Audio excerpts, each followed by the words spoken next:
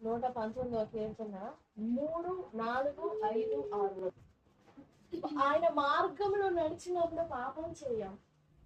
5వ వచనం, స్థిరపరచబడిన హృదయము దేవునిని చక్కగా గ్రహిస్తుంది. మన హృదయము దేవుని మీద ఆనుకొని, మన ప్రవర్తన దేవుని మీద, దేవుని ఆజ్ఞ మీద, దేవుని మాట మీద స్థిరపడినప్పుడు మనం కదలం, మనం బెదిరిపోము, జడియము, సనగము, షేక్ అవ్వము. మన ప్రవర్తన అలా స్థిరపడుతుంది దేవుని ఆజ్ఞ మీద. మన ప్రవర్తన దేవుని ఆజ్ఞ మీద స్థిరపడినప్పుడు, దేవుని ఆజ్ఞ మీద నిలబడినప్పుడు ఈ లోకంలో ఉండిన ఏ స్వరం, మన శరీర స్వరం కూడా మనకి వినపడదు. ఇలా ఈ లోకము, ఈ శరీరము యొక్క స్వరము, ఈ అరుపులు, కేకలు, ఈ జీవితం అంతా, ఈ లోకమంతా స్తంభించినప్పుడు ఆ మెల్లని స్వరం వినపడుతుంది. అప్పుడు ఆ మెల్లని స్వరము వలన ఈ ఆజ్ఞను నెరవేర్చుటలో ఇంకా బలపరచబడతాం. అప్పుడు మనకు అవమానం కలగదు. ఎప్పుడు అవమానం కలగదు?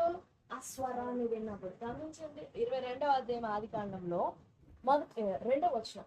ఆదికాండం 22వ అధ్యాయం 2వ వచనం. నీవు ప్రేమించు ఇస్సాకును, ఒక్కడైన నీ కుమారుని అనగా నీ ప్రేమించి ఇస్సాకును తీసుకొని మోరియా దేశమునకు వెళ్ళి అక్కడ నేను నీతో చెప్పబో పర్వతములలో ఒకదాని మీద దహన బలిగా అర్పించమని చెప్పాడు. ఎవరిని? నీకు ఒక్కడై ఉన్న కుమారుని నీవు ప్రేమించు ఇస్సాకు, నీ ప్రేమించు కుమారుడు. అదేంటి? That was a command. దేవుని మాట ఎప్పుడు కూడా మనకి ఆజ్ఞ. 12వ వచనం.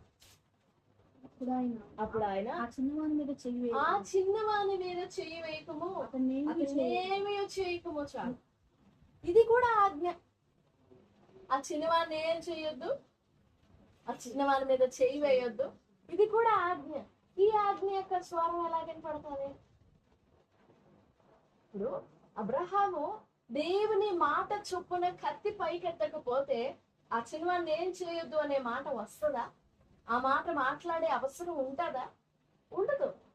ఒకవేళ అబ్రహాము తన కుమారుని బంధించి ఖడ్గం పైకెత్తకపోతే ఆకాశం చీల్చబడి పరలోకం నుండి స్వరం వినపడేది కాదు. నా తోడు అని దేవుడు కూడా ప్రమాణం చేసేవాడు కాదు. ఊహించండి, అబ్రహాం తన పని తను చేసుకుని పోతా ఉన్నాడు. వెళ్ళిపోయాడు, మోరియా దేశానికి వెళ్ళిపోయాడు. మోరియా అనేది ఒక దేశం, అదొక పర్వతం, చాలా పర్వత శ్రేణి. అది ఆ పర్వతములలో ఒక్కదాన్ని నేను చూపిస్తా, ఆ పర్వతం మీద నువ్వు దహన బలి అర్పించాలన్నాడు. అప్పుడు మాట వినపడింది, విని బయలుదేరిపోయాడు. సనుక్కుంటా గొనుక్కుంటా, ఏంటి దేవుడు దహన బలి అప్పట్లో అందరికి పరిచయమైన బలి, నరబలులు జరుగుతా ఉంది. అలాంటి దేవుడు నన్ను అడుగుతున్నాడు ఏంటి? నా కుమారుని దహన బలిగా అర్పించమన్నాడు ఏంటి? ఇస్సాకు వలననైనది నీ సంతానం అన్నాడు కదా, ఏంటి మాట తప్పుతున్నాడా? చాలా డౌట్లు వస్తాయా రావా? ఎన్ని సందేహాలు వస్తాయి, ఎంత గలిబిలైపోవాలి, ఎంత కన్ఫ్యూజన్ ఉంటుంది. ఆజ్ఞ మీద మన దృష్టి నిలబడినప్పుడు, ఆజ్ఞ మీద, దేవుని మాట మీద మన ప్రవర్తన స్థిరపడినప్పుడు సందేహానికి ఇతరత్ర ఆలోచనలకి తావు ఉండదు. ఎప్పుడైతే మన దృష్టి, మన ప్రవర్తన ఆజ్ఞ మీద నిలబడదో, ఆజ్ఞ మీద స్థిరపడదో, దెన్ విల్ రోమ్ అరౌండ్. లోకమంతా దేశాటన చేస్తున్నాం. ఇప్పుడు మన ప్రవర్తన దేవుని మాట మీద, దేవుని ఆజ్ఞ మీద స్థిరపడనప్పుడు చక్కగా ఎన్నో కన్ఫ్యూజన్స్ రావచ్చు. కానీ అబ్రహాం మాత్రం దేవుడు మాట్లాడిన ఆ మాటని కొంచెమైనా తప్పిపోలేదు, కొద్దిగానే తొలగిపోలేదు ఆ మాటలో నుండి, ఆ ఆజ్ఞలో నుండి. ఆ ఆజ్ఞ మీద తన ప్రవర్తన సరిగా స్థిరపరుచుకున్నాడు కాబట్టి ఆ ఆజ్ఞను చాలా గౌరవ మర్యాదలతో ఆజ్ఞను నెరవేరుస్తున్నాడు కాబట్టి అబ్రహామా అబ్రహామా అని పరలోకం నుండి అబ్రహామును ఆపివేయడానికి, ఆ చిన్నవాని మీద చేయి వేయకము, ఆ చిన్నవాని ఏమీ చేయకము అనే ఆ స్వరం కూడా వినపడింది అబ్రహాం. ఒకవేళ ఈ ఆజ్ఞ మీద నిలబడకపోతే ఆ చిన్నవాడిని ఏం చేయొద్దు అనే స్వరం వినబడేది కాదు. ఆజ్ఞ వచ్చింది, దాన్ని నెరవేర్చడమా నెరవేర్చకపోవడమా అనేది అబ్రహాం చాయిస్. అది నెరవేర్చడానికి దేవుడు బలవంత పెట్టడం. మనం అనుకుంటా కొద్దిగా ఆ చెంపకి ఈ చెంపకి కొట్టైనా నా చేత ఆ పని చేయించవచ్చు కదా, నన్ను కొంచెం కంట్రోల్లో పెట్టి ఆ పని చేపిస్తే ఆ వాక్యం నెరవేర్చేటట్లు నాకు సహాయపడితే నేను నెరవేర్చేదాన్ని కదా. దేవుడు ఎందుకు నన్ను అలా బలవంతం చేయలేదంట. దేవుడు ఎప్పుడు కూడా ఏ మనిషిని ఏ వాక్యం విషయంలో బలవంతం చెయ్యడు. అది మన చాయిస్. ఆ ఆజ్ఞ మీద, ఆ మాట మీద నీ కుమారుని దహన బలిగా అర్పించు అంతే. మరి అందులో ఏ విశ్వాసం కనపడిందో అబ్రహాంకి? చంపే అన్నప్పుడు, కాల్చి బూడిద చేయి అన్నప్పుడు కూడా అందులో విశ్వాసం కనుగొంటామా మనం? కష్టం. అక్షరార్థంగా చూసినప్పుడు అందులో ఏ దీవెన కానరా. మనం వెతుక్కునేదల్లా నేను నీకు తోడా ఏంటాను, నువ్వు వెళ్ళి చోట్లెల్లా నేను నిన్ను ఆశీర్వదిస్తూ వస్తా, నువ్వు చేయనదంతయు సఫలమవుతుంది. అలాంటి మాటలు చక్కగా అర్థమవుతుంది. ఎందుకంటే మనం ఆ మాటని వెతుకుతా ఉంటాం, వెయిట్ చేస్తా ఉంటాం కాబట్టి. కానీ అబ్రహాముకి నీకొక్కడే ఉన్న నీ కుమారుని దహన బలిగా అర్పించు అనే మాటలో ఏ దీవెన కనపడిందో, ఏ ఆశీర్వాదం కనపడిందో. ఇసాకు కూడా నువ్వు ఐగుప్తునకు వెళ్ళకూడదు, నువ్వు నిలిచి ఉన్న చోటనే నిలిచి ఉండాలి, నువ్వు అక్కడనే పరవాసిగా ఉండాలి అని. మరి అందులో ఏ దీవెన కనపడిందో, ఏ ఆశీర్వాదం కనపడిందో, ఏ మేలు కనపడిందో. మన ఎదుట దేవుడు ఉంచే మార్గములైన పరిస్థితులైనా అందులో దీవెన కనరాకపోవచ్చు, అందులో మేలు కనరాకపోవచ్చు. ఆ నడిచే ప్రయాణంలో మనకి ఇంపుగా, మనకి అనుకూలమైనవి కనపడవు. But still we have to believe. అయినప్పటికీ మనం నమ్మాల్సింది, మనం భయపడాల్సింది, విశ్వసించాల్సింది దేవుడు. మాట్లాడిన దేవుణ్ణి, మాట పంపిన దేవుణ్ణి. అబ్రహాం అదే నమ్మాడు కాబట్టి నల్లని స్వరం వినపడింది. ఆ చిన్నవాడిని ఏం చేయలేదు, ఆ చిన్నవాడి మీద చేయి వేయలేదు. ఊహించండి, ఆ స్వరం వినపడకపోతే పరిస్థితి ఏంటి? ఎప్పుడైనా ఆలోచన కలిగిందా? ఆ స్వరం వినపడకపోతే, వినిపించుకోకపోతే పరిస్థితి ఏంటి?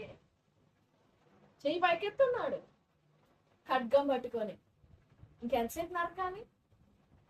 అబ్రహాం ఏమైనా మనలాగా ప్రభు ఇంకొకసారి ఆలోచించు, నిజంగా చేయమంటావా, ఇంకొకసారి కన్ఫర్మేషన్, ముచ్చటగా మూడోసారి ముచ్చటగాని అలా నిదానంగా దేవుని మ్యానిపులేట్ చేసేవాడు కాదు అబ్రహాం.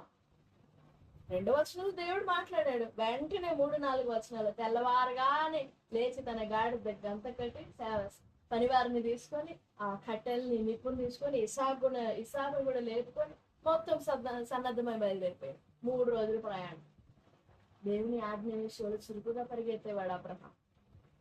ఊహించండి, అసలు ఆ స్వరం వినపడకపోతే పరిస్థితి ఏంటి? పరలోకం నుండి వినపడుతుంది ఆ స్వరం, దేవుడు అరుస్తా ఉంటాడు, అయినా అబ్రహాం చెవులు మూయబడి ఉంటే సరే. ఆ 12వ వచనంలో ఆ చిన్నవాడిని ఏం చెయ్యకు అని ఉంది. 11వ వచనంలో చూడండి, అబ్రహామా అబ్రహామా అని ఉంటుంది. 22వ అధ్యాయం 11వ వచనం. యెహోవా దూత పరలోకం నుండి అబ్రహామా అబ్రహామా అన్నప్పుడు ఏమన్నాడు? చిత్తం ప్రభువా. ఏంటి మళ్ళీ ఏం చెప్పడానికి పిలుస్తున్నావు? ఒకవేళ అలా ఏమన్నారు దాన్ని, ఫ్రస్ట్రేట్ అయ్యి భయంతో, కోపంతో, ఆవేశంతో మళ్ళీ ఏం చేయాలి? ఇప్పుడే కదా చెప్పావు, వచ్చాను, చేస్తున్నాను, మళ్ళీ ఏంటి నీ బాధ? ఒకవేళ అలా విసురుకొని ఉంటే వినపడేదా ఆ స్వరం?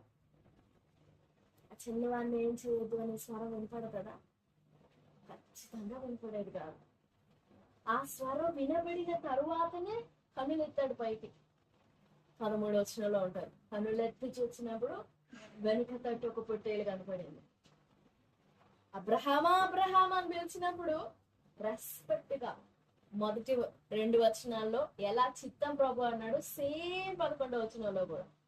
మొదటి వచనంలో ఏం లేదు, హాయిగా ఏదో కొత్త వాగ్దానం ఇస్తాడు అన్నట్లుగా చిత్తం ప్రభు అని ఉండొచ్చు. 11వ వచనంలో తన హృదయంలో చాలా బరువైన భారం ఉంది, కుమారుణ్ణి దహన బలిగా అర్పించాలనే బరువు. అయినా కానీ చిత్తమేనా? అయినా కానీ చిత్తం ప్రభు అనగలమా? ఆజ్ఞ మీద నమ్మకం, ఆజ్ఞ మీద ప్రేమ, ఆజ్ఞ మీద గౌరవం, ఆ స్థిరపరచబడిన ప్రవర్తన దేవుని ఆజ్ఞ మీద. అందుకే మెల్లని స్వరం వినపడింది.